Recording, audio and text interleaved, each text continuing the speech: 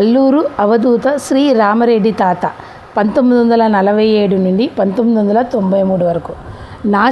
నాశనము లేనివాడు, సర్వశ్రేష్ఠుడు, సంసార బంధములను విదిల్చినవాడు, తత్వమసి మొదలైన మహాకావ్యాలకు లక్ష్యమైన వాడు అవధూత. కర్నూలు జిల్లాలో దేవభూముల, యోగభూములు అనేక రకం. కర్నూలు జిల్లా కోడుమూరు మండలము అనుకొండ గ్రామంలో ఎర్రమల్ల గోత్రీకులైన ఈశ్వరమ్మ, హనుమంతరెడ్డి దంపతులకు గొప్ప శివభక్తులు. ఈశ్వరమ్మ పుట్టిల్లు ఎరవాడ, లద్దగిరికి 4 కిలోమీటర్ల దూరం.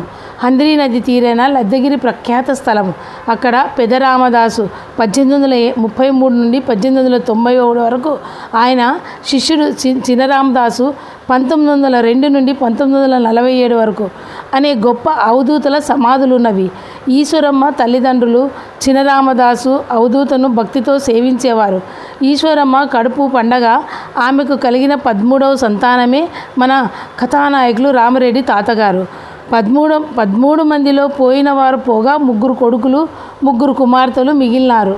13వ గర్భంతో ఉన్న ఈశ్వరమ్మ చినరామదాసు గారిని సేవించినప్పుడు రామదాసు గారు తాము శరీరం చాలిస్తున్నామని, సిరి సంపదల్లో మరేదో ఇష్టమైనవని కోరుకోమని ఈశ్వరమ్మను అడిగారు.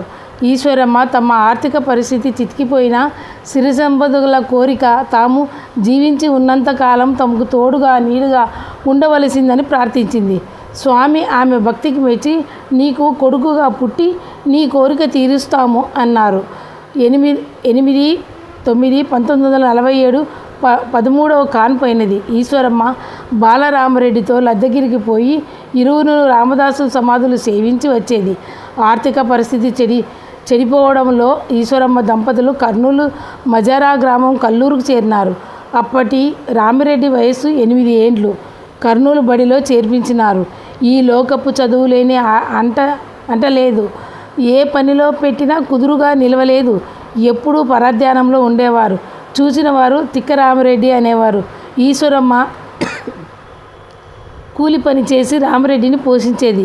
ఇరుగు పొరుగు వారు దూషించడం వల్ల ఒకనాడు రామిరెడ్డి ఇల్లు విడిచి వెళ్ళిపోయినారు.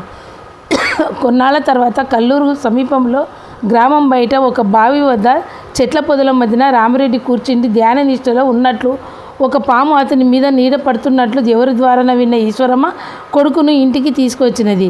ఆనాటి నుండి రామిరెడ్డి దిగంబరి. ఆయన వైరాగ్యము అపూర్వము.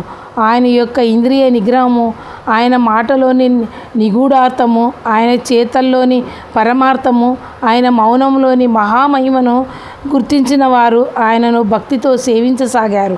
ఆయన చూపులతోనే భక్తులకు కోరికలు తీరేవి, కడగండ్ల కరిగిపోయేవి. తాతగారు అవధూతయని లద్దగిరి చిన రామదాసు గారి భక్తుడు హరిజన సుంకన్న ద్వారా తొలుత గుర్తించి సేవించిన ధన్యుడు కలుగొట్లవాసి చిట్రెడ్డి రామకృష్ణారెడ్డి.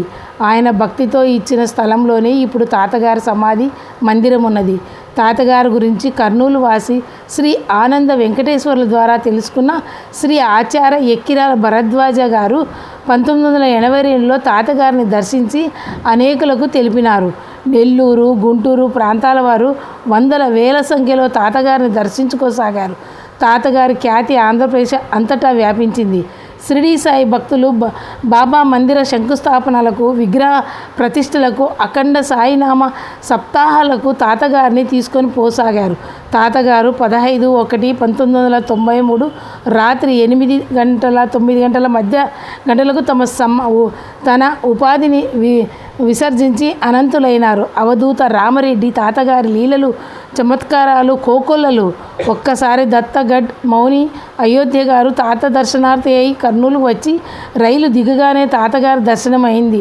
అయోధ్య గారు తాతగారి పాదములంటి తన వెంట మందిరానికి రండని కోరితే, తర్వాత వస్తాను నువ్వు పో అన్నారు. అయోధ్య గారు విచారిస్తే ఆనాడు తాతగారు మందిరం విడిచి పోలేదన్నారు. తాతగారు సర్వాంతర్యామి అని అయోధ్య గారు గుర్తించారు.